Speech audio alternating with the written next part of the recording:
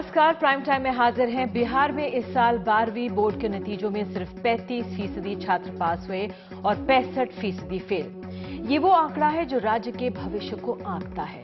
बांका के एचकेवी स्कूल के 80% बच्चे फेल हुए। पास के राजपुर गांव के सभी 55 छात्र फेल हो गए। तो सरकार के स्कूलों में सुधार के दावों के बावजूद इतनी बुरी हालत कैसे हुई?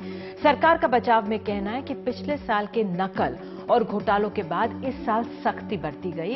इस साल वो बदनाम करने वाली नकल करती हुई तस्वीरें नहीं देखने को मिली। कड़ी निगरानी के बीच इस बार इम्तिहान हुए। सीसीटीवी कैमरे लगे तो इम्तिहान सेंटर से पहले छात्रों की फ्रिस्किंग हुई। उत्तर पत्रिकाओं में बार कोड लगाए गए।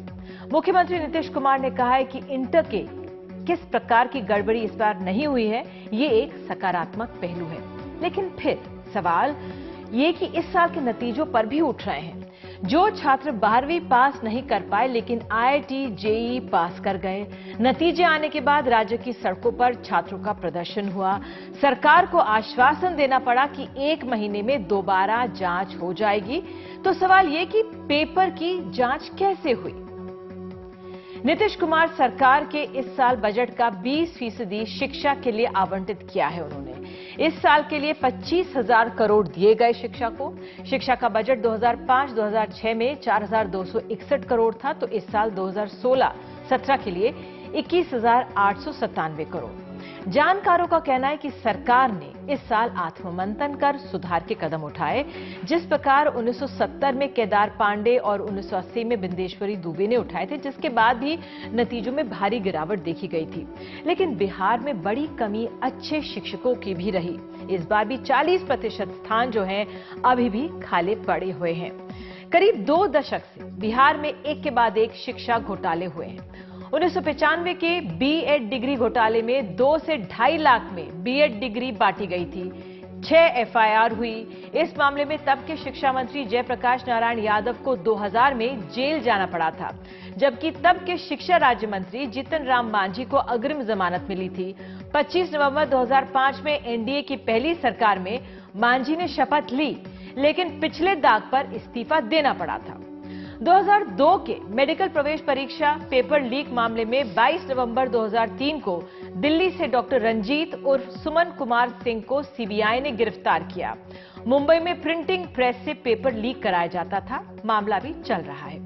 शिक्षकों की बहाली पर पटना हाईकोर्ट ने 29 अप्रैल 2015 को जांच के आदेश दिए। 2011 से 2013 के बीच 94,000 शिक्षकों की बहाली के लिए वैकेंसी निकाली गई। 40,000 फर्जी सर्टिफिकेट जांच के दायरे में आए। 3,000 शिक्षकों से इस्तीफा लिया जा चुका है।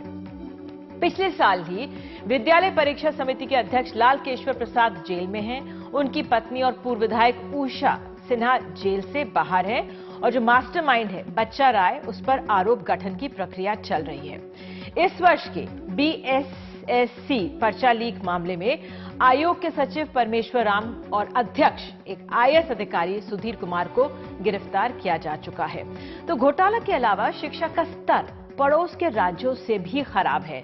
बिहार में अगर 35.2% छात्र 12वीं बोर्ड में पास हुए, तो झारखंड में 12वीं में 52.36% पास हुए। छत्तीसगढ़ में 73.43%।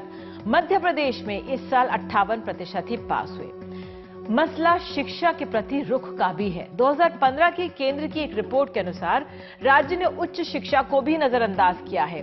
देश भर में बिहार में सबसे कम कॉलेज हैं। 2013-14 में मानव संसाधन मंत्रालय की रिपोर्ट के अनुसार बिहार में 6 कॉलेज हैं 1 लाख छात्रों के लिए, जिनकी उम्र 18 से 23 साल के बीच है। और देश का औसत 26 कॉलेजों का है। बगल के राज्य झारखंड भी बेहतर है, वहां पर 7 कॉलेज हैं प्रति लाख।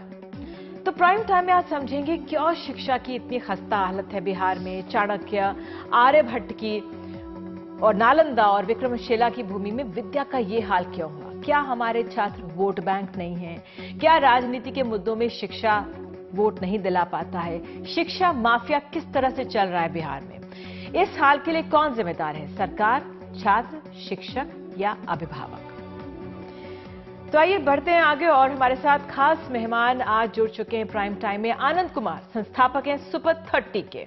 केसी त्यागी महासचिव जेडीयू के और राकेश सिन्हा आरएसएस के चिंतक हमारे साथ मौजूद हैं। आनंद कुमार, मैं आपसे शुरुआत करना चाहूंगी क्योंकि आप बिहार की शिक्षा का एक वो दूसरा रूप है जिसपे सब गर्व महसूस करते हैं। आप उस तरह के छात्रों को देश के सामने लाते हैं, आईआईटी जैसे इंस्टीट्यूशंस में वो कामयाब होते हैं और किस तरह के हालात से, परिवेश से वो छात्र आते हैं वो हम सबके सामने है। सबसे पहले मैं आपसे जानना चाहूंगी, क्या हाल है, किस तरह से यह हाल हुआ बिहार की शिक्षा व्यवस्था का? हमारी समझ से जो बातें सामने आती है वो है शिक्षकों की क्वालिटी की। सरकार चाहती है कि शिक्षा व्यवस्था सुधरे, लेकिन जो पिछले कई सालों में बहालियां हुई हैं वो बीएड की डिग्री पर हुई है। अब जरूरत इस बात की है कि अब जो बहालियां हो वो परीक्षा के आधार पर हो और साथ साथ जो अभी शिक्षक है उनका भी टेस्ट लिया जाए और जो उसमें कारगर हो उन्हीं को आगे पढ़ाने का मौका दिया जाए। देखिए, इस बार जो घटना घटी, हमारे समझ से सरकार ने प्रयास किया कि परीक्षा सख्त हो, लेकिन परीक्षा सख्त होने के बाद पढ़ाई की स्थिति उतनी अच्छी नहीं थी और यही कारण रहा है कि बच्चे अच्छा नहीं कर पाए, जो कि बच्चों में हतोत्साह का एक कारण बना। मेरी समझ से सरकार को इस पर सीरियस होना चाहिए और एजुकेशन को ठीक करने के लिए शिक्षक बैंक को मजबूत करना चाहिए। शिक्षक बैंक को मजबूत करना चाहिए।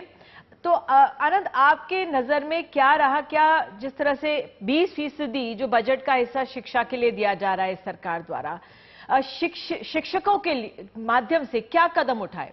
फ्रिस्किंग वगैरह हुई, इम्तिहान में नकल ना हो, ये सरकार कह रही है और उसका एक असर देख सकते हैं नतीजों में, लेकिन शिक्षकों पर किस तरह की कार्रवाई होनी चाहिए आपने बताया, लेकिन हुआ क्या है अब तक 1 साल में? कुछ हुआ या नहीं हुआ? हमारे होने का प्रयास किया गया कि परीक्षाएं सख्त हों, लेकिन अभी जरूरत इस बात की सबसे ज्यादा है कि पढ़ाई अच्छी हो।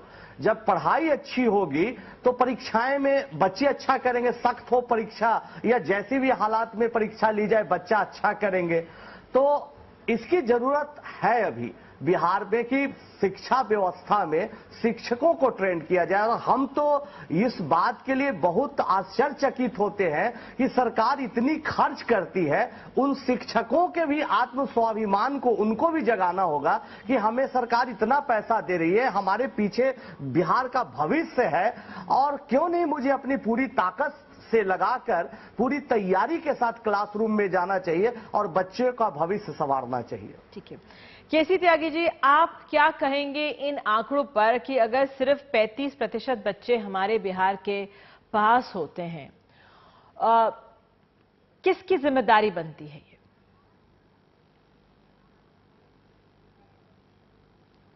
देखिए निधि जी, मैं उत्तर प्रदेश का एक उदाहरण आपको देना चाहता हूं। 1991-92 का एक किस्सा है जब कल्याण सिंह जी मुख्यमंत्री थे और राजनाथ सिंह जी वहां के शिक्षा मंत्री थे। तो इन दोनों ने ही नकल पर रोक लगाई और फ्रिस्किंग इतनी ज्यादा हुई कि मुलायम सिंह जी नेता प्रतिपक्ष होते हुए कल्याण सिंह जी पर और राजनाथ सिंह जी पर आरोप लगाते रहे कि बच्चियों के कपड़े तक उतार करके फ्रिस्किंग हुई है और ये अमानवीय है। अभी मैं उत्तर प्रदेश के भाजपा के उस समय के शिक्षा मंत्री महोदय से बातचीत कर रहा था तो उन्होंने बताया चूंकि नकल नहीं हो पाई थी तो 30% के आसपास हाई स्कूल का रिजल्ट रहा।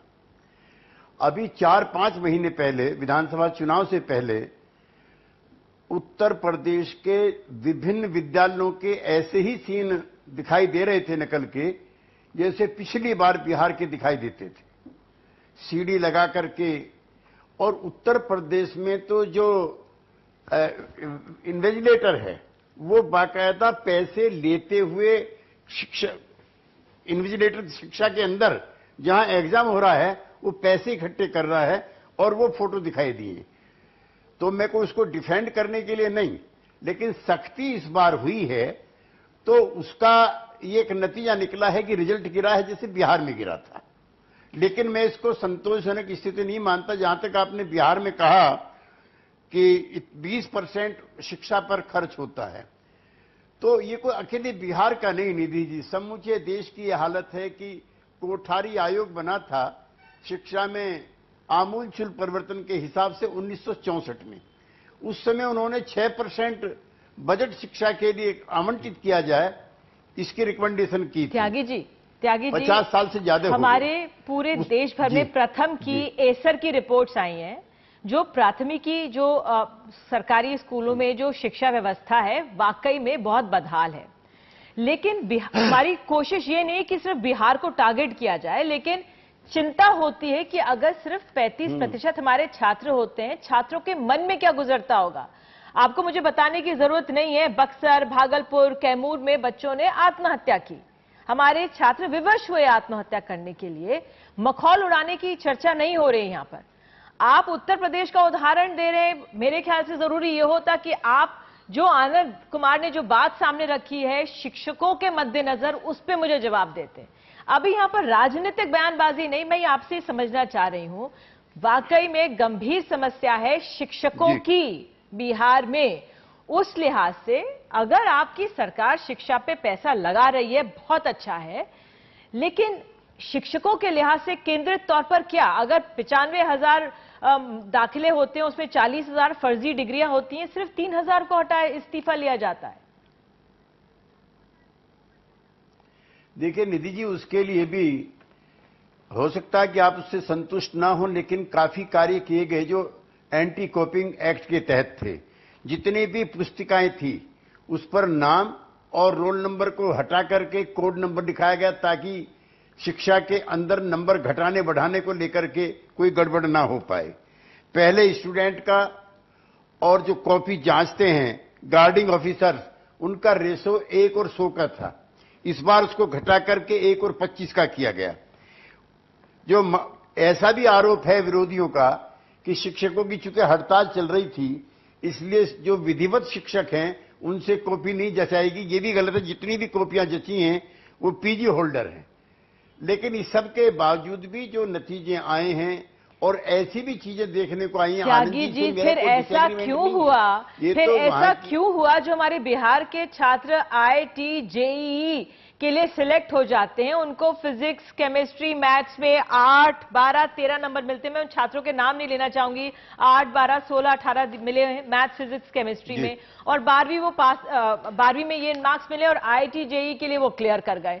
तो ये आप क्या वाकई में आप जांच करके कह रहे हैं कि वाकई ऐसे टीचर से जांच हुई है, उन्होंने जांच की इन कॉपियों की? जिन स्टूडेंट्स के साथ ऐसा हुआ है जिसका आपने उल्लेख किया है, शिक्षा सचिव को वहां हटा दिया गया है इसी आरोप में। अशोक चौधरी जी उसकी जो शिक्षा मंत्री हैं जांच पड़ताल कर रहे हैं, और मुख्यमंत्री ने निर्देश दिया है कि 1 महीने के अंदर अगर किसी विद्यार्थी को ऐसा लगता है कि उसके मूल्यांकन में कोई कमी हुई है तो वो उसके जरिए दोबारा कॉपी जांचने के लिए कभी भी किसी वक्त वो कह सकते हैं, और 1 महीने के अंदर ये कॉपियां दोबारा जज करके फिर आएंगे। हो सकता है कुछ लोगों को इंसाफ मिले। लेकिन जो हमारे छात्रों लेकिन सरकार की तरफ से सरकार की तरफ से सरकार की तरफ से इसके लिए जांच के आदेश दिए गए हैं। लेकिन एक चीज से आप मेरे से एग्री कीजिए, इस बार बिहार के वो बुरे दृश्य दिखाई नहीं दिए गए जहां इन्विजिलेटर बैठा हुआ है, गार्जियन बैठे हुए हैं और मास कॉपिंग हो रही है। शायद आनंद जी भी मेरी बात से इससे इत्तेफाक रखें। लेकिन ऐसी अगर सख्ती होगी, और ये कोई, मैं ये नहीं बिहार के उसको मैं डिफेंड नहीं करना चाहता, मैं आपकी जानकारी में कुछ और तथ्य लाना चाहता हूं। आपने डिफेंड किया ना त्यागी जी, आपने डिफेंड किया और आपने सीधे हमें उत्तर प्रदेश का उदाहरण दिया। राकेश सिन्हा, आप तो बिहार से आते हैं और आप दिल्ली में अभी भी दे रहा हूं। इतना शिक्षा के क्षेत्र में आपने काम किया, दिल्ली यूनिवर्सिटी में आप पढ़ाते हैं। क्या जो हमारे नेता हैं वो डर जाते हैं? केसी त्यागी ने भी राजनाथ सिंह और कल्याण सिंह के जमाने का जब उन्होंने सख्ती की थी उसका पॉलिटिकल रिपरकशन देखने को मिला था, राजनीति में सत्ता में नहीं आए थे। क्या ये डर है इसलिए यहां पर ये स्थिति हुई? त्यागी जी 2.5 दशक पुरानी घटना को आज के संदर्भ में प्रस्तुत कर रहे हैं। मैं एक बात कहना चाहूंगा निधि जी, ये महज संयोग है कि 1 साल पहले बिहार विद्यालय परीक्षा समिति के परिणामों के बाद मैंने आपके साथ यहीं पर बैठकर डिबेट किया था, और तब की घटना क्या थी कि जो छात्रा हाजीपुर की छात्रा थी, जो प्रथम आई थी, उसे अपना नाम बोलने नहीं आ रहा था, कौन सा विषय में एग्जाम दिया नहीं दी, वो तो बाई चांस मीडिया ने टॉपर होने के कारण उसको घेरा, उससे बात करनी शुरू की, बात एक्सपोज हुई, बात यहां तक पहुंची जिस व्यक्ति का वो विद्यालय था उसे राजनीतिक प्रश्रय था। मैं राजनीति पर एकदम नहीं जाना चाहता। कार्रवाई हुई है एक साथ। मैं सुन लीजिए, उसके कारण से सरकार की इतनी बदनामी हुई, जगहसाई हुई कि सरकार ने एक काम किया, लेकिन यह एक कारण, एक तो अच्छा काम किया, नकल रोका, लेकिन यह जस्टिफिकेशन नहीं हो सकता है कि 35% परिणाम आए। इसका मैं 2 कारण बताता हूं। देखिए, राजनीतिक, ये जो त्यागी जी ने जो कहा उससे कोई असहमति हो ही नहीं सकती है। शिक्षा पर 6% खर्च हो, 8% खर्च हो, कोठारी कमीशन ने क्या कहा। देखिए, जो दिए गए संदर्भ में, दिए गए संसाधनों में आप द बेस्ट क्या कर सकते हैं। आनंद जी वही हैं, उसी संदर्भ में, उसी सामाजिक परिस्थिति में, उसी जातिवाद के ताने बाने में वो छात्रों को पढ़ा रहे, निकाल रहे। ना जातिवाद का असर है, ना राजनीति का असर है। उसी राज्य में जब राजनीतिक इच्छा शक्ति का अभाव होता है, और वो क्यों, आपने इंट्रोडक्शन में कह दिया, जो बातें मैं होमवर्क करके लाया था आपने कह दिया कि कौन कौन मंत्री किस किस पिछले 10 साल से क्या इन्वॉल्व थे। बिहार विद्यालय परीक्षा समिति के लोग गिरफ्तार किए गए, सरकार क्रेडिट 8 साल तो आप भी थे नीतीश कुमार के साथ। मैं इसमें भारतीय जनता पार्टी को, जेडीयू को, मैं इसमें नहीं जाना चाहता हूं। मैं राजनीतिक व्यवस्था पर सवाल खड़ा कर रहा हूं कि पिछले 10 सालों में कोई सरकार कहे कि देखो मैंने उसको गिरफ्तार कर लिया, मैंने नकल रोक दी। मैं अब पॉलिटिकल कंपल्शन, क्योंकि मैंने आपसे सवाल पॉलिटिक्स से ही जुड़ा पूछा था, क्योंकि आप लोग भी 8 साल सत्ता में। मैं मूल प्रश्न पर, मैं नहीं था सत्ता में, जो लोग थे उनसे पूछे। मैं 2 बातें कहना चाहता हूं। देखिए, पहली बात कि शिक्षकों की जो क्षमता का विकास, जिसको कहते हैं कैपेसिटी बिल्डिंग, इसका बीएड का एग्जाम क्यों होता है? शिक्षकों की कैपेसिटी देखने के लिए, कैपेसिटी बिल्डिंग करने के लिए। पूरे बीएड में के एग्जाम में और उसकी जो शिक्षा है उसमें बिहार में भ्रष्टाचार भरा पड़ा है। यदि ऐसा भ्रष्टाचार रहेगा, राजनीतिक प्रश्रय मिलेगा, तो आप कैपेसिटी बिल्डिंग नहीं कर सकते। एक राकेश जी, मुझे यहाँ पे एक चीज जोड़नी थी कि वाकई में क्यों मैं शिक्षा पे इसलिए जोर दे रही हूँ, आप अगर वाकई गंभीर होते, जो भी चिंतन मनन लोग करते हैं, वाकई बिहार की चिंता होती है।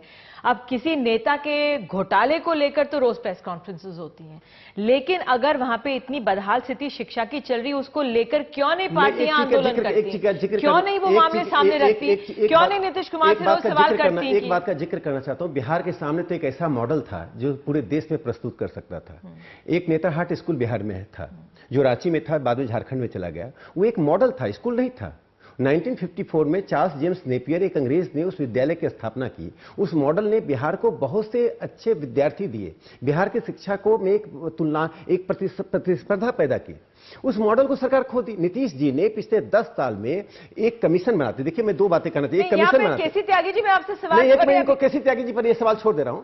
एक आयोग बनाते जो प्राथमिक शिक्षा में जो बिहार में त्रुटियां हैं, प्राथमिक शिक्षा और उसके बाद हायर एजुकेशन, जो बुनियादी त्रुटि है प्राथमिक शिक्षा में, प्राथमिक शिक्षा का स्तर इतना गिरा हुआ है, शिक्षक स्कूल नहीं जाते हैं, उनका जातीय समीकरण है, राजनीतिक प्रश्न है। क्यों नहीं सवाल उठाए जाते? तो नहीं उठाते, वो सारी राजनीतिक पार्टियां दोषी है। मैं तो कह रहा हूं राजनीतिक पार्टियां दोषी हैं।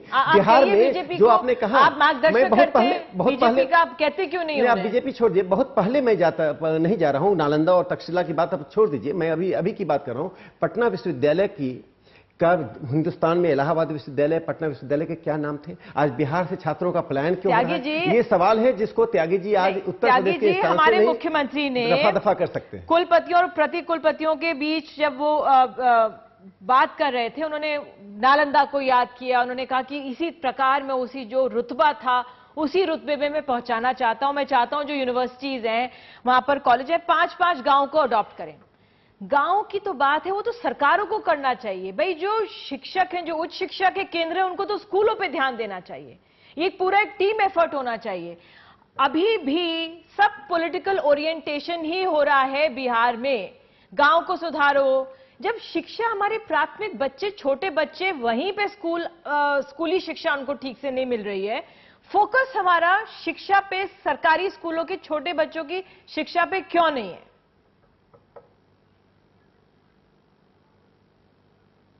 निधि जी, आपकी और राकेश जी की जो चिंताएं हैं उससे मेरी कोई असहमति नहीं है। मैं उन बुनियादी सवालों पर, चूंकि हम खुद छात्र जीवन में राजनीति करके और शिक्षा व्यवस्था बदलो इन सवालों को लेकर के आए हैं।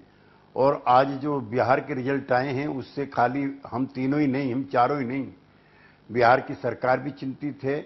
मुख्यमंत्री ने शिक्षा जो एजुकेशन सेक्रेटरी हैं उन तक का ट्रांसफर किया है, टास्क फोर्स बना रहे हैं। और मुझे उम्मीद है कि कोई ये 1-1.5 साल में नहीं हुआ राकेश जी। जब अच्छी चीजों से आप शामिल होते हो और खराबियों से अपने आप को कहते हो कि आप संघ के साथ हैं, भाजपा के साथ नहीं है।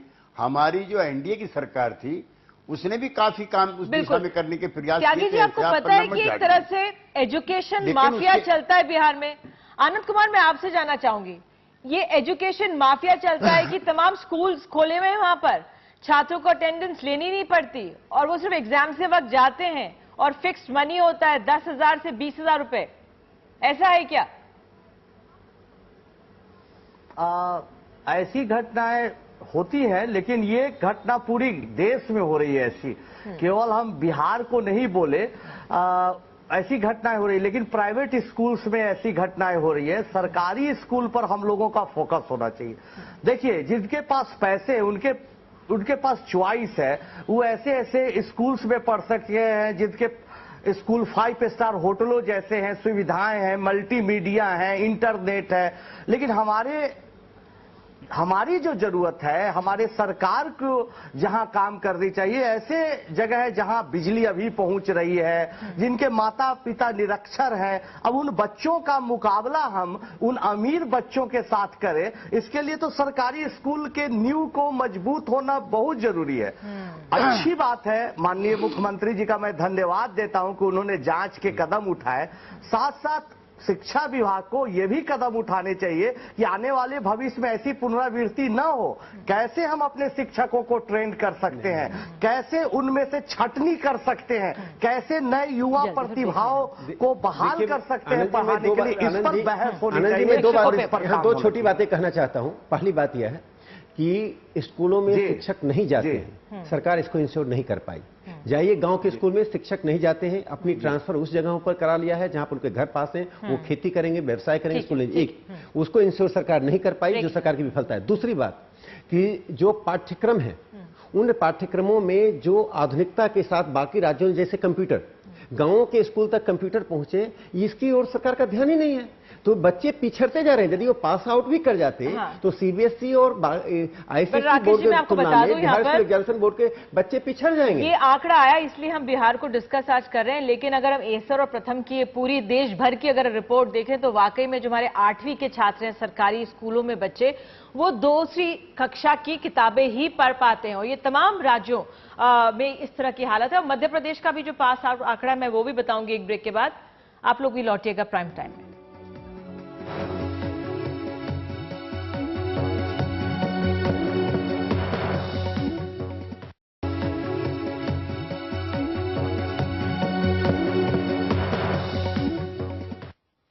तो हम यही प्राइम टाइम में चर्चा कर रहे हैं कि बिहार में शिक्षा व्यवस्था किस कदर नाकाम होती हुई हमें दिख रही है।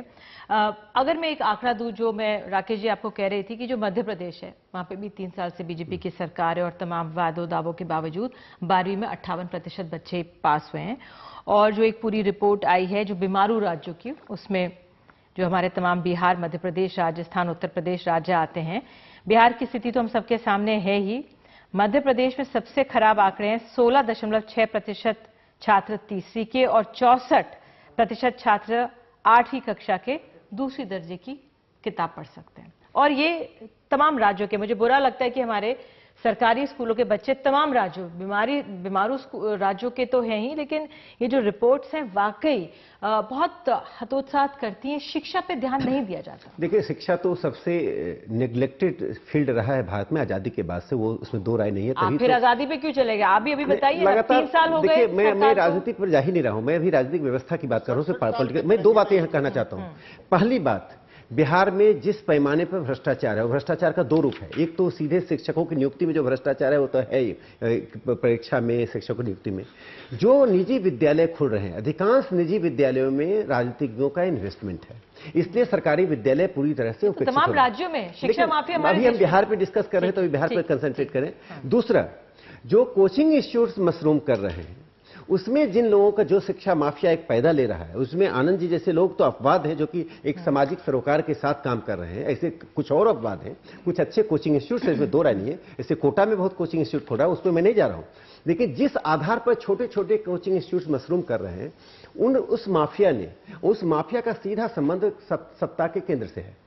और सत्ता के केंद्र में बैठे हुए लोग, सत्ता के केंद्र में बैठे हुए लोग जब तक अपनी इच्छा शक्ति को नहीं बदलते हैं और ईमानदारी से नहीं करते हैं। इसलिए मैं एक अंतिम पंक्ति, बिहार एक ऐसा राज्य है जिसमें शिक्षा के प्रति कितना ओरिएंटेशन है, मैं ये बताऊं, गरीब लोग भी अपने खेतों को बेचकर अपने बच्चों को पढ़ाना चाहते हैं। त्यागी जी, जो शिक्षा माफिया है, करप्शन, जो भ्रष्टाचार है, मैं और रिसर्च भी पढ़ रही थी, उसमें भी जो जानकार हैं वो कह रहे हैं भ्रष्टाचार हो रहा है। आप ये बताइए, कुछ संज्ञान है सरकार को कि किस तरह का भ्रष्टाचार अब हो रहा है, जबकि आप लोग इतने सचेत होकर इस पे कदम उठा रहे हैं, आप सोच रहे हो सुधार के काम कर रहे हैं, वो तस्वीरें नहीं आई, लेकिन फिर किस तरह का भ्रष्टाचार अभी चल रहा है?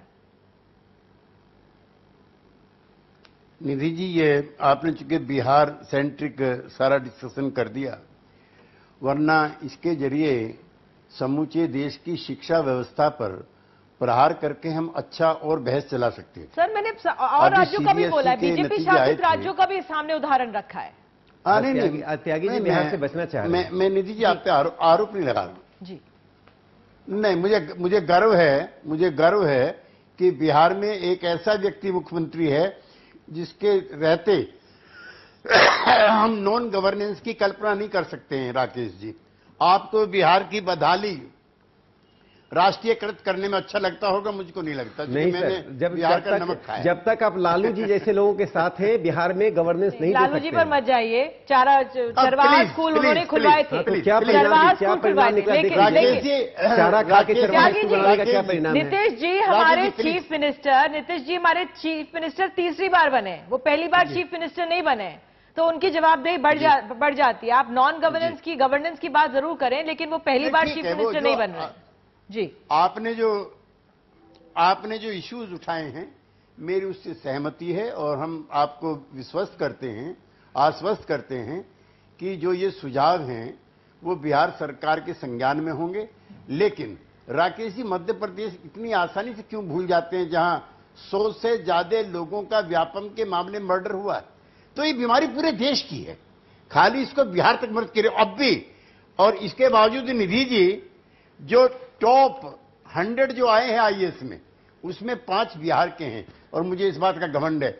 आनंद जी बैठे हुए हैं यहां पर और 34 लड़के इस बार भी आईएएस में पास हुए। सर, ये तो बच्चों की अपनी ऐसा मेहनत नहीं है ना। नहीं, सारी निराशा बिहार के छात्रों को तो मैं ब्लेम ही नहीं कर रही हूँ।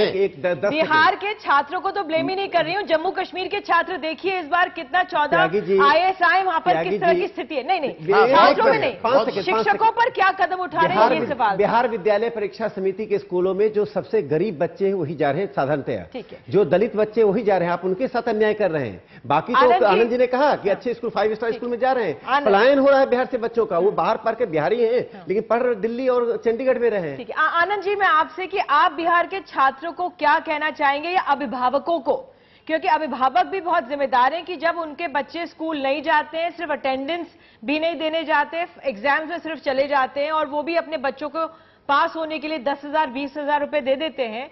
आप क्या कहना चाहेंगे बिहार के अभिभावकों से, माता पिताओं से, जिनके बच्चे इस तरह से पढ़ते हैं और पास होते हैं?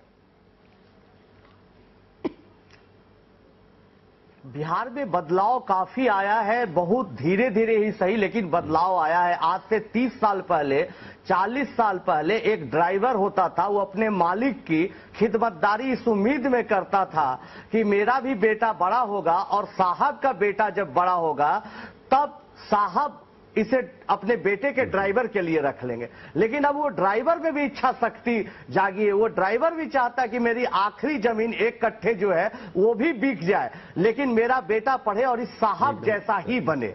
लेकिन कुछ लोग बिहार में तो बूथ कैप्चरिंग की तस्वीरें आती थी, जब हम उसको पार कर गए हैं। नहीं, हम तुम शिक्षा पे क्यों नहीं लगाम कस पाए? आनंद जी, ये तर्क आपका सिर्फ सरकार को खुश करने के लिए। आप एक शिक्षाविद हैं, ये तर्क मत दीजिए। नहीं, देखिए गरीब लोगों में सबसे शिक्षा के प्रति आकर्षण रहा है, पहली बार नहीं हुआ। मैं एक छोटी सी बात इनको जोड़ दूं आनंद जी। कंक्लूडिंग रिमार्क्स सरकार से क्या कहेंगे? जी जी, हम ये बोलना चाह रहे थे कि सरकार से भूख बढ़ी है, लोगों में जागरूकता बढ़ी है। तो आप जो बात बोल रही हैं कि लोग जो घूस दे रहे हैं कुछ लोग और अपने बच्चों को गलत तरीके से बढ़ावा दे रहे हैं, उनको भी सामाजिक स्तर पर सोचना चाहिए कि ऐसे करने से तत्काल कुछ रिलीफ मिल जाएगा, लेकिन बच्चे का और समाज का कुछ भी बदलने वाला नहीं है।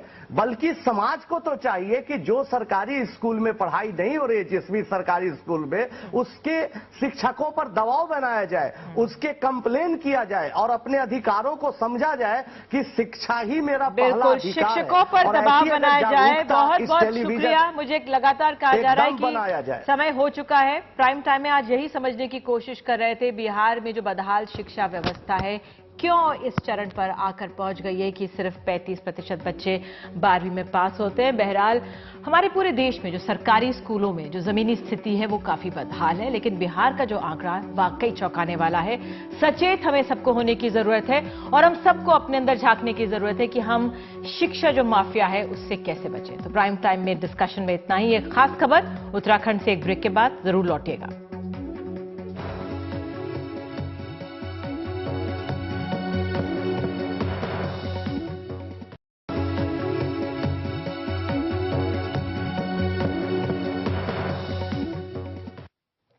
जब कोई अधिकारी अपनी तहकीकात में किसी बड़े घोटाले का पर्दाफाश करे तो उसकी तारीफ होनी चाहिए, प्रमोशन होना चाहिए, लेकिन उत्तराखंड में उल्टा हो रहा है। यहां करीब 300 करोड़ के नेशनल हाईवे 74 घोटाले की जांच करने वाले वरिष्ठ आईएएस अधिकारी सेंथिल पांडेयन को कुमाऊं मंडल के कमिश्नर पद से हटा दिया गया है। उनकी रिपोर्ट को आधार बनाते हुए ही त्रिवेंद्र सिंह रावत सरकार ने सत्ता में आने के बाद इस घोटाले की सीबीआई जांच की सिफारिश की थी, लेकिन केंद्रीय सड़क परिवहन मंत्री नितिन गडकरी के एतराज के बाद अब सीबीआई जांच होगी या नहीं, इसे लेकर सवाल उठ रहे हैं। राज्य सरकार पैर पीछे खींचती हुई दिख रही है और जांच करने वाले अफसर का तबादला इस शक को और गहरा कर रहा है। हमारे सहयोगी हृदय जोशी की इस रिपोर्ट से साफ है कि बड़े नेताओं, अफसरों, ठेकेदारों की मिलीभगत के बिना यह घोटाला हो ही नहीं सकता था। सवाल है, क्या ऐसी ही किसी साठगांठ को छुपाने की कोशिश तो नहीं हो रही? इस वक्त मैं उत्तराखंड के NH 74 पर खड़ा हूं और यह सड़क काशीपुर जाती है। इसी हाईवे के चौड़ीकरण के लिए जमीन अधिग्रहण को लेकर विवाद हुआ और कोई 300 करोड़ से ज्यादा के घोटाले की बात सामने आई।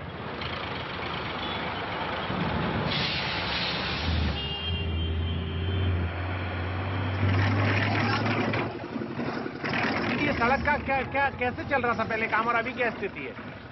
पहले चल रहा था, अभी बीच में बंद हो गया। अब ये तो पता नहीं किस कारण बंद हो गया। हाँ। तो ये कितने दिन से बंद हुआ है? यही हो गया है 15-20 दिन से लगभग।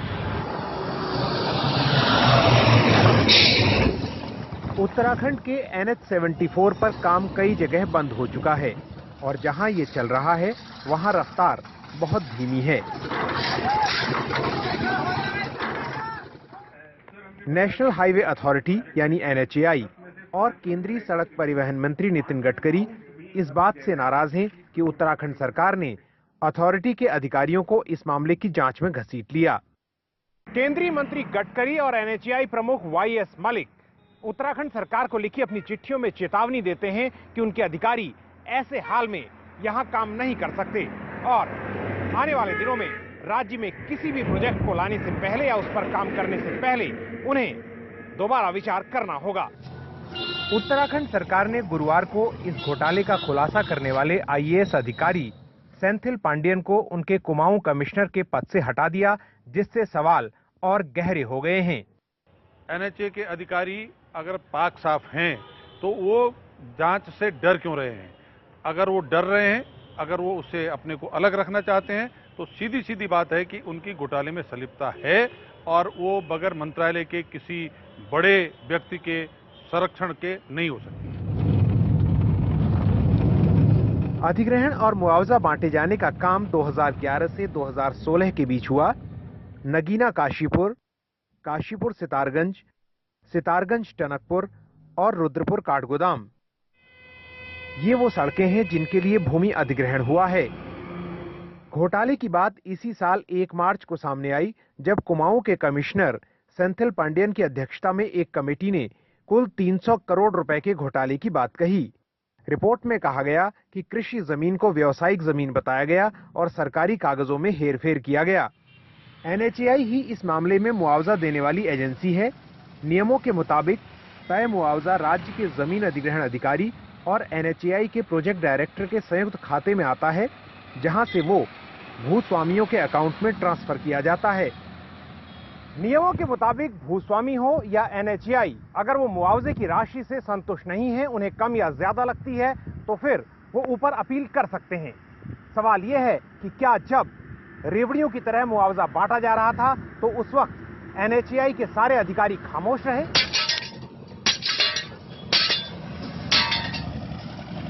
हमारी पड़ताल बताती है कि एनएचएआई के कुछ अधिकारियों ने मुआवजे की रकम संयुक्त खाते में जमा कराते वक्त रिकॉर्ड की गड़बड़ियों का जिक्र भूमि अधिग्रहण अधिकारी से किया और सफाई मांगी।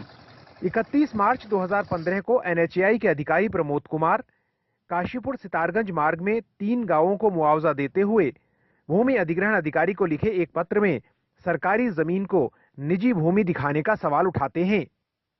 रेवेन्यू से रिलेटेड जो प्रकरण थे, जिसमें भूमि के लैंड यूज कन्वर्जन से संबंधित था और जिसमें भूमि के जो धनराशि दी गई थी वो कई गुना दे दी गई थी, ये प्रकरण सामने आया। उसके चलते हुए प्रथम दृष्टया जो दोषी अधिकारी थे उनको दंडित कर दिया गया, उनके खिलाफ मुकदमा कायम कर दिया गया और जिसका जो अभी भी व्यवहार में है और उस पर कार्रवाई चल रही है। इसी भी एट द मीन टाइम, क्योंकि हाई प्रोफाइल केस था और इसलिए हमारे लिए आवश्यक था कि हम इसको बाहर की एजेंसी से कराएं ताकि इसमें निष्पक्षता रह सके, और बड़ा इन्वॉल्वमेंट इसमें मनी का दिख रहा था, इसलिए हमने इसको बाह्य एजेंसी से जांच कराने का निर्णय लिया और सीबीआई के सुपुर्द किया।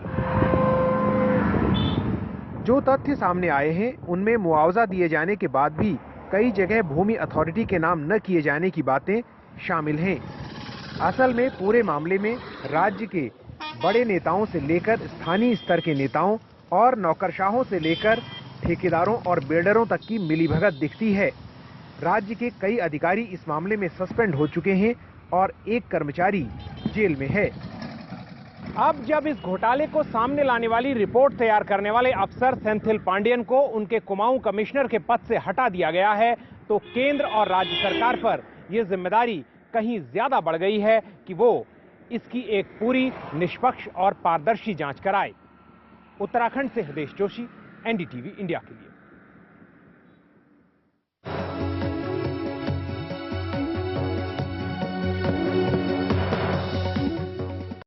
इस बात की है कि अब जो बहालियां हो वो परीक्षा के आधार पर हो और साथ साथ जो अभी शिक्षक है उनका भी टेस्ट लिया जाए और जो उसमें कारगर हो उन्हीं को आगे पढ़ाने का मौका दिया जाए।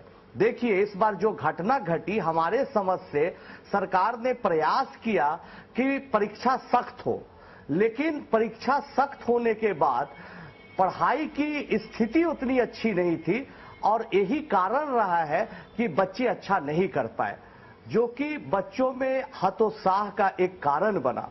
मेरी समझ से सरकार को इस पर सीरियस होना चाहिए और एजुकेशन को ठीक करने के लिए शिक्षक बैंक को मजबूत करना चाहिए। शिक्षक बैंक को मजबूत करना चाहिए।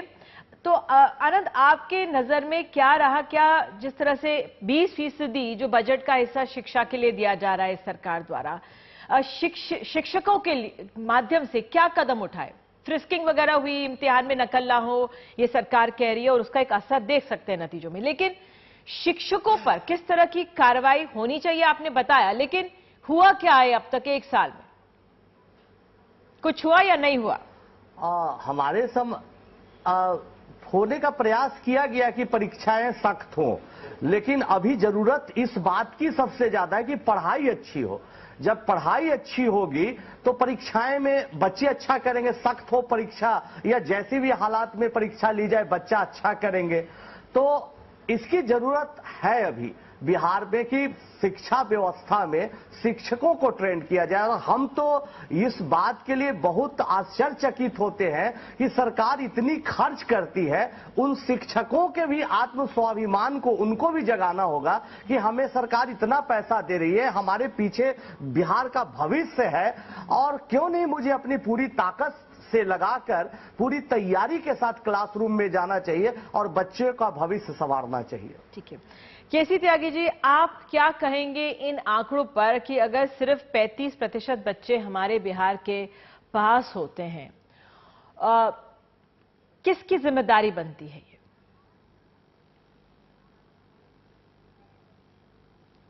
देखिए निधि जी, मैं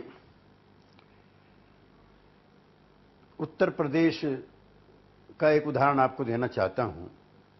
1991-92 का एक किस्सा है जब कल्याण सिंह जी मुख्यमंत्री थे और राजनाथ सिंह जी वहां के शिक्षा मंत्री थे।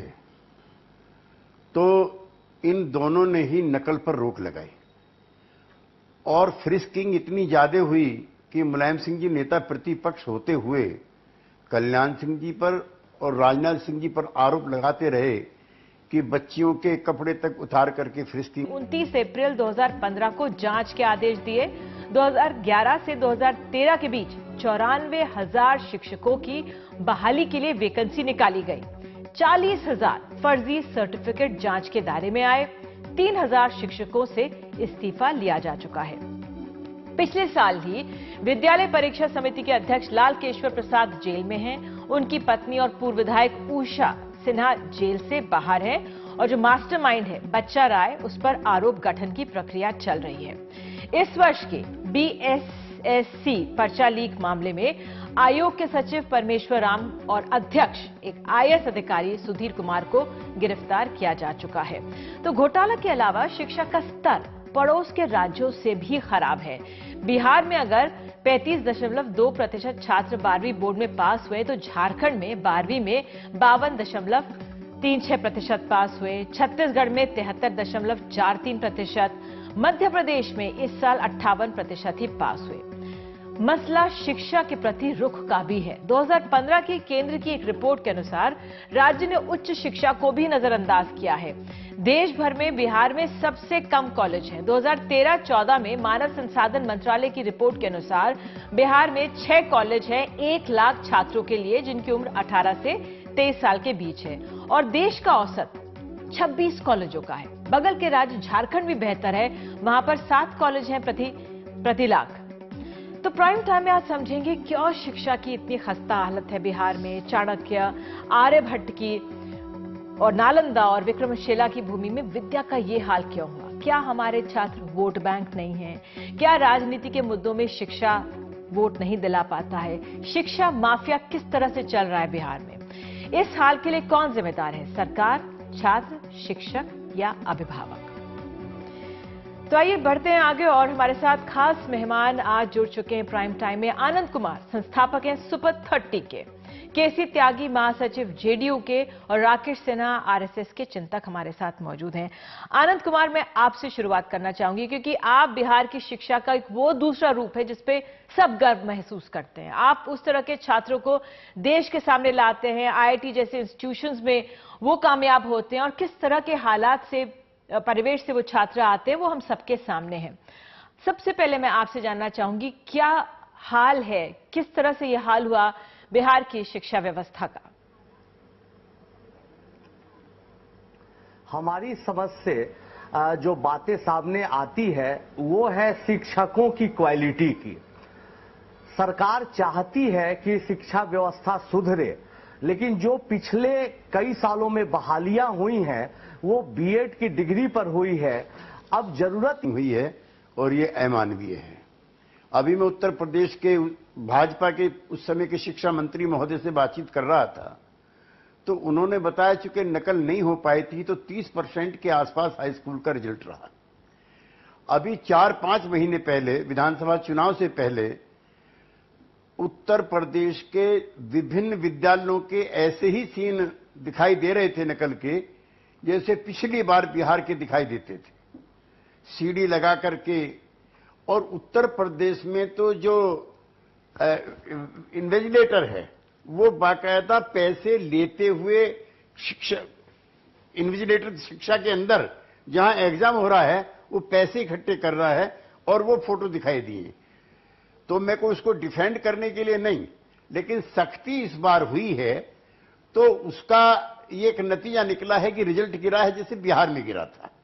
लेकिन मैं इसको संतोषजनक स्थिति नहीं मानता। जहां तक आपने बिहार में कहा कि 20% शिक्षा पर खर्च होता है, तो ये कोई अकेले बिहार का नहीं निधि जी, समूचे देश की यह हालत है कि कोठारी आयोग बना था शिक्षा में आमूलचूल परिवर्तन के हिसाब से 1964 में।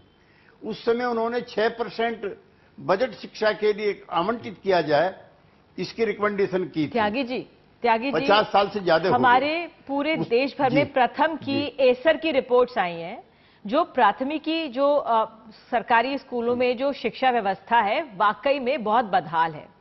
लेकिन हमारी कोशिश ये नहीं कि सिर्फ बिहार को टारगेट किया जाए, लेकिन चिंता होती है कि अगर सिर्फ 35% हमारे छात्र होते हैं, छात्रों के मन में क्या गुजरता होगा।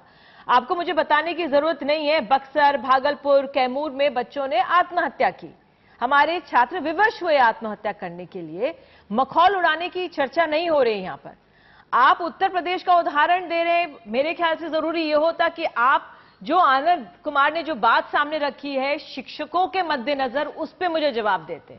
अभी यहां पर राजनीतिक बयानबाजी नहीं, मैं आपसे समझना चाह रही हूं, वाकई में गंभीर समस्या है शिक्षकों की बिहार में। उस लिहाज से अगर आपकी सरकार शिक्षा पे पैसा लगा रही है, बहुत अच्छा है, लेकिन शिक्षकों के लिहाज से केंद्रित तौर पर क्या, अगर 95,000 दाखिले होते हैं, उसमें 40,000 फर्जी डिग्रियां होती हैं, सिर्फ 3,000 को हटाए इस्तीफा लिया जाता है। देखिए निधि जी, उसके लिए भी हो सकता है कि आप उससे संतुष्ट ना हो, लेकिन काफी कार्य किए गए जो एंटी कॉपिंग एक्ट के तहत थे। जितनी भी पुस्तिकाएं थी उस पर नाम और रोल नंबर को हटा करके कोड नंबर दिखाया गया, ताकि शिक्षा के अंदर नंबर घटाने बढ़ाने को लेकर के कोई गड़बड़ ना हो पाए। पहले स्टूडेंट का और जो कॉपी जांचते हैं गार्डिंग ऑफिसर, उनका रेशो 1 और 100 का था। इस बार उसको घटा करके 1 और 25 का किया गया। जो ऐसा भी आरोप है विरोधियों का कि शिक्षकों की चूंकि हड़ताल चल रही थी, इसलिए जो विधिवत शिक्षक हैं उनसे कॉपी नहीं जचाएगी, ये भी गलत है। जितनी भी कॉपियां जची हैं वो पीजी होल्डर हैं। लेकिन इस सब के बावजूद भी जो नतीजे आए हैं और ऐसी भी चीजें देखने को आई हैं, त्यागी जी, फिर ऐसा क्यों हुआ, फिर ऐसा क्यों हुआ जो हमारे बिहार के छात्र IIT JEE के लिए सिलेक्ट हो जाते हैं, उनको फिजिक्स, केमिस्ट्री, मैथ्स में 8, 12, 13 नंबर मिलते हैं। मैं उन छात्रों के नाम नहीं लेना चाहूंगी, 8, 12, 16, 18 मिले हैं मैथ्स, फिजिक्स, केमिस्ट्री में, और 12वीं में ये मार्क्स मिले और IIT JEE के लिए वो क्लियर कर गए। तो ये आप क्या वाकई में आप जांच करके कह रहे हैं कि वाकई ऐसे टीचर से जांच हुई है, उन्होंने जांच की इन कॉपियों की? जिन स्टूडेंट्स के साथ ऐसा हुआ है जिसका आपने उल्लेख किया है, शिक्षा सचिव को वहां हटा दिया गया है इसी आरोप में। अशोक चौधरी जी उसकी जो शिक्षा मंत्री हैं जांच पड़ताल कर रहे हैं, और मुख्यमंत्री ने निर्देश दिया है कि 1 महीने के अंदर अगर किसी विद्यार्थी को ऐसा लगता है कि उसके मूल्यांकन में कोई कमी हुई है तो वो उसके जरिए दोबारा कॉपी जांचने के लिए कभी भी किसी वक्त वो कह सकते हैं, और 1 महीने के अंदर ये कॉपियां दोबारा जज करके फिर आएंगी। हो सकता है कुछ लोगों को इंसाफ मिले। लेकिन जो हमारे छात्रों लेकिन सरकार की तरफ से सरकार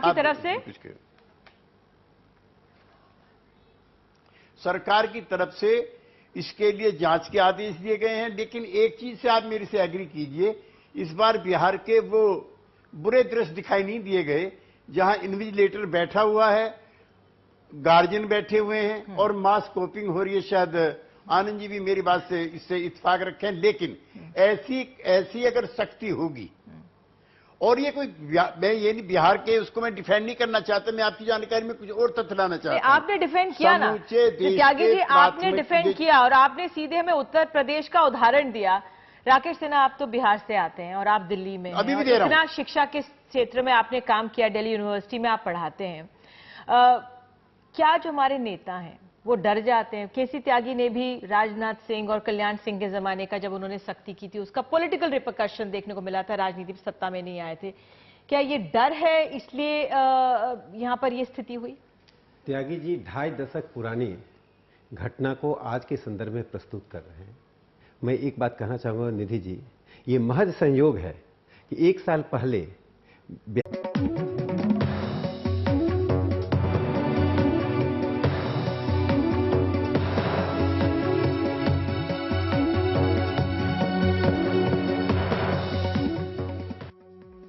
नमस्कार, प्राइम टाइम में हाजिर हैं। बिहार में इस साल 12वीं बोर्ड के नतीजों में सिर्फ 35% छात्र पास हुए और 65% फेल। ये वो आंकड़ा है जो राज्य के भविष्य को आंकता है। बांका के एचकेवी स्कूल के 80% बच्चे फेल हुए। पास के राजपुर गांव के सभी 55 छात्र फेल हो गए। तो सरकार के स्कूलों में सुधार के दावों के बावजूद इतनी बुरी हालत कैसे हुई? सरकार का बचाव में कहना है कि पिछले साल के नकल और घोटालों के बाद इस साल सख्ती बरती गई। इस साल वो बदनाम करने वाली नकल करती हुई तस्वीरें नहीं देखने को मिली। कड़ी निगरानी के बीच इस बार इम्तिहान हुए। सीसीटीवी कैमरे लगे तो इम्तिहान सेंटर से पहले छात्रों की फ्रिस्किंग हुई। उत्तर पत्रिकाओं में बार कोड लगाए गए। मुख्यमंत्री नीतीश कुमार ने कहा है कि इंटर के किस प्रकार की गड़बड़ी इस बार नहीं हुई है, ये एक सकारात्मक पहलू है। लेकिन फिर सवाल ये कि इस साल के नतीजों पर भी उठ रहे हैं। जो छात्र 12वीं पास नहीं कर पाए लेकिन आईआईटी, जेईई पास कर गए। नतीजे आने के बाद राज्य की सड़कों पर छात्रों का प्रदर्शन हुआ। सरकार को आश्वासन देना पड़ा कि 1 महीने में दोबारा जांच हो जाएगी। तो सवाल ये कि पेपर की जांच कैसे हुई? नीतीश कुमार सरकार के इस साल बजट का 20% शिक्षा के लिए आवंटित किया है। उन्होंने इस साल के लिए 25,000 करोड़ दिए गए शिक्षा को। शिक्षा का बजट 2005-2006 में 4,261 करोड़ था, तो इस साल 2016-17 के लिए 21,897 करोड़। जानकारों का कहना है कि सरकार ने इस साल आत्ममंथन कर सुधार के कदम उठाए। जिस प्रकार 1970 में केदार पांडे और 1980 में बिंदेश्वरी दुबे ने उठाए थे, जिसके बाद भी नतीजों में भारी गिरावट देखी गई थी। लेकिन बिहार में बड़ी कमी अच्छे शिक्षकों की भी रही। इस बार भी 40% स्थान जो हैं अभी भी खाली पड़े हुए हैं। करीब 2 दशक से बिहार में एक के बाद एक शिक्षा घोटाले हुए हैं। 1995 के बीएड डिग्री घोटाले में 2 से 2.5 लाख में बीएड डिग्री बांटी गई थी। 6 एफआईआर हुई। इस मामले में तब के शिक्षा मंत्री जयप्रकाश नारायण यादव को 2000 में जेल जाना पड़ा था, जबकि तब के शिक्षा राज्य मंत्री जीतन राम मांझी को अग्रिम जमानत मिली थी। 25 नवंबर 2005 में एनडीए की पहली सरकार में मांझी ने शपथ ली, लेकिन पिछले दाग पर इस्तीफा देना पड़ा था। 2002 के मेडिकल प्रवेश परीक्षा पेपर लीक मामले में 22 नवंबर 2003 को दिल्ली से डॉक्टर रंजीत उर्फ सुमन कुमार सिंह को सीबीआई ने गिरफ्तार किया। मुंबई में प्रिंटिंग प्रेस से पेपर लीक कराया जाता था। मामला भी चल रहा है। शिक्षकों की बहाली पर पटना हाईकोर्ट ने